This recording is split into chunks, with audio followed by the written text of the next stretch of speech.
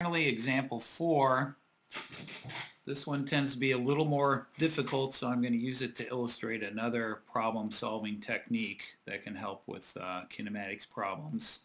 We have a truck going 20 meters per second, so let's assign our variables. And so that's the initial velocity, slams on its brakes and stops while traveling 30 meters. So the end stops is telling me my final velocity is 0. I do want to write that down. While traveling 30 meters. And so that means my initial position could be 0, and my final position then is 30 meters. And they want the acceleration. And so you may be able to do this one on your own, a little more straightforward, but let's illustrate another technique, and that is forget what they're asking for, just solve everything you can about the problem. So let's write out our relationships, our equations again. Hopefully by now, if you're following along, writing out these yourself, you just know them. And so those are my position time, my velocity time, and then my average velocity equations. Change in position over change in time, and initial plus final over 2, just averaging two numbers. And so let's just look at what we're given and see what we can figure out. Forget that they're asking for acceleration. Let's figure out everything. And so my initial is 0. My initial velocity is 20 meters per second. My final velocity is 0. And if we look down here, I can get the average velocity with those first two. They didn't ask for it, but I'm going to figure it out. And so 20 plus 0 over 2. So my average velocity is 10 meters per second. So what can I do now? I know the initial, the final velocity. I also know my change in position, and I know the average velocity, and so I could use this one to get the time. And so solve this for the time. That's another one of our techniques, solving the equation for the variable of interest. It helps you prevent mistakes. And so my final position was 30. My initial was 0, or the change in position is 30, over the average. And so that's meters per second, that's meters, and so you end up with the units of seconds.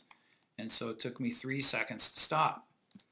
So now I know the time, and so I could use this equation to figure out the acceleration, solve it for the variable of interest, then put in our numbers. Final velocity 0, initial velocity 20, and over 3 seconds, and so that gives me negative 6.7 meters per second squared. Try this one out with this method. If you came across another method on your own, that's great. Another one would be to go straight to this. So this is a type of problem where this equation can be helpful, and it's one of the reasons we developed it. Notice time doesn't appear in this equation, time is not given in the problem, and they're not asking for it. And so that's usually a type of problem where this comes in handy. And so solve this for the acceleration.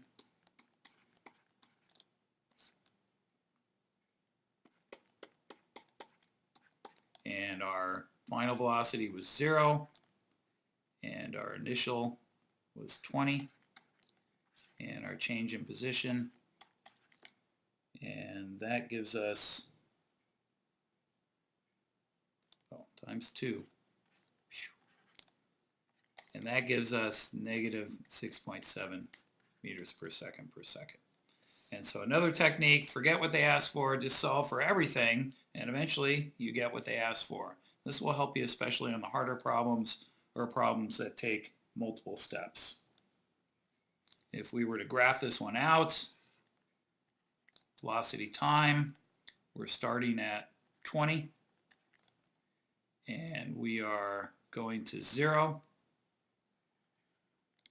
and the time we found out was 3 seconds, and the acceleration is the slope of this line. And so the change in y is negative 20, change in x 3, and that gave us the negative 6.7 meters per second. So don't forget where these relationships come from the graphical relationships.